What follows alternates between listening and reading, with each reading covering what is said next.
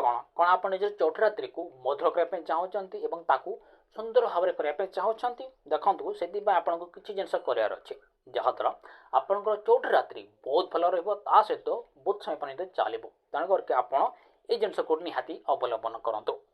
तो प्रथम हूँ कि आप एक्सरसाइज करूँ देखो कि जो दिन आपंकर मैरेज ठीक होगा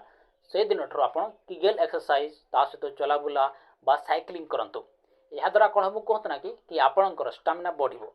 आपणकर स्टामिना बढ़ो ता सहित आपणकर कंट्रोल कर शक्ति बढ़ो तेणु करके आपको मुझे कहबी कि जदि आपण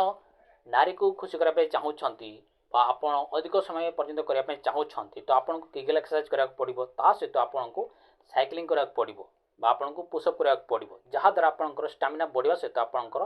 कंट्रोल कर शक्ति दृढ़ हम। द्वितीय हूँ कि आप निजर पार्टी को सफा करूँ देखो कि जदि आप पान खाती गुटखा खाती जदि सिगारेट पीती जदि आपंकर सेमती किसी खराब अभ्यास ना किंतु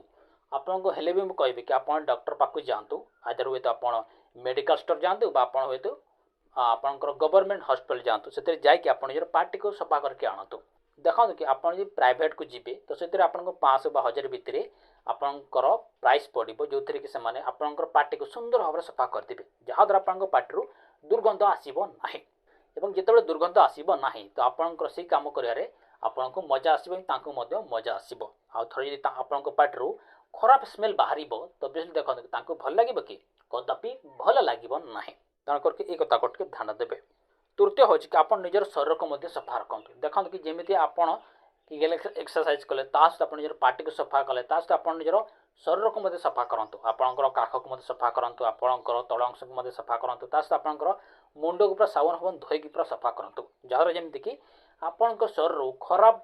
स्मेल बा खराब दुर्गंध न आसू यदि दुर्गंध आसब तो भाई देखो कि आपंकर चौथी रात्रि कौन चौथी रात्रि भी भल भाव जीव ना तेणु करके ये कथा आपको ध्यान देवार अच्छे। परवर्ती कथा हूँ जोटा आपको करार अच्छे ताहा हूँ देखो कि निजर खाद्यपेय उपर टे ध्यान दिंतु देखो कि जदि आप निजर चौथी रात्रि को भल करने चाहूँगी तो मुझे कहबी कि आप कदली सेवन करूँ सहित आप क्षीर भी सेवन करेंगे सहित आप पनीपरिया अधिक खातु जहाद्वारा आपको शरीर अधिक पानी आसो पानी जो अधिक आसे तो से समय देखिए कि जमी आपको कही कि किगेल एक्सरसाइज करुँच तो से क्षेत्र से कम को से कम आपको अधिक शक्ति प्रदान कर तेणु करके आप सबुज पनीपरिया खावा सहित आप कदली सेवन करूँ कदली सेवन कले आपण शरीर अधिक शक्ति आसो यहाँ आप ध्यान देवे। तो मित्रगण आ गोटे शेष जोटा कथा कह आपको ध्यान देवार अच्छे आप डॉक्टर को पचारतु कि यार मु मोर चौथी रात्रि को केमती भल भाव करी से आपको भल भाव परामर्श करेंगे तेणु करके आप